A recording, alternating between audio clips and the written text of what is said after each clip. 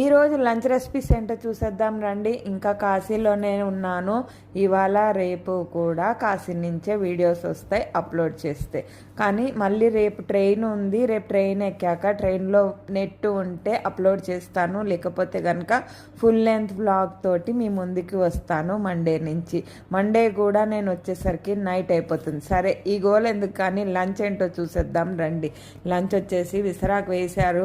మరి విసరాకు వేయకపోతే కింద పెట్టరు కదా, అందుకని నీళ్ళు చల్లుకున్నాక మామిడికాయ పప్పు, వంకాయ పూర్ణం పెట్టి కూర, ఇంకా కూరలు చెప్తాను రెసిపీస్. ఇప్పుడు వేస్తున్నది అరటికాయ ఫ్రై, అన్నము, బీరకాయ పచ్చడి, దోసకాయ సాంబారు, అప్పడము, వడియాలు, చిట్టి వడియాలు వేశారు, చల్లమిరపకాయలు.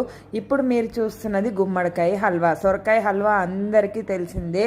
గుమ్మడికాయ హల్వా, తెల్ల గుమ్మడికాయ, బూడిది గుమ్మడికాయ, వడియాలు పెట్టుకుంటాం కదా, ఆ గుమ్మడికాయతోటి హల్వా చేశారు. సూపర్గా ఉంది. మరి ఈరోజు షష్ఠి పూర్తి అని చెప్పాను కదా, మొన్నేమో బారసాల, ఈరోజు షష్ఠి పూర్తి. ఇప్పుడు నేను రావడం ఎన్నో జన్మల పుణ్యం చేసుకుంటే వచ్చానేమో. ఎందుకంటే కాశీకి వచ్చినప్పుడు ఆంధ్ర ఆశ్రమంలో ఎప్పుడు కూడా నేను ఇలాంటి భోజనం అయితే తినలేదు. సూపర్గా ఉన్నాయి. సాంబార్లో అయితే సొరకాయ, బెండకాయ, ములక్కాయ వేసి సాంబార్ పెట్టారు. సూపర్గా ఉంది. అసలు ఇది అది అని కాదు, నెయ్యి దగ్గర నుంచి అన్నీ కూడా చాలా బాగున్నాయి. అరటికాయ బజ్జీ కూడా వేశారు. సూపర్గా ఉంది. మొన్న వేసింది మిరపకాయ బజ్జీ, ఈరోజు అరటికాయ బజ్జీ వేశారు. ఇక్కడ 365 days కూడా నేతి బీరకాయలు వస్తాయి. కిల్లీ కూడా వెరైటీగా ఉంది, అంటే స్వీట్ పాను ఇలా వెరైటీగా చేశారు.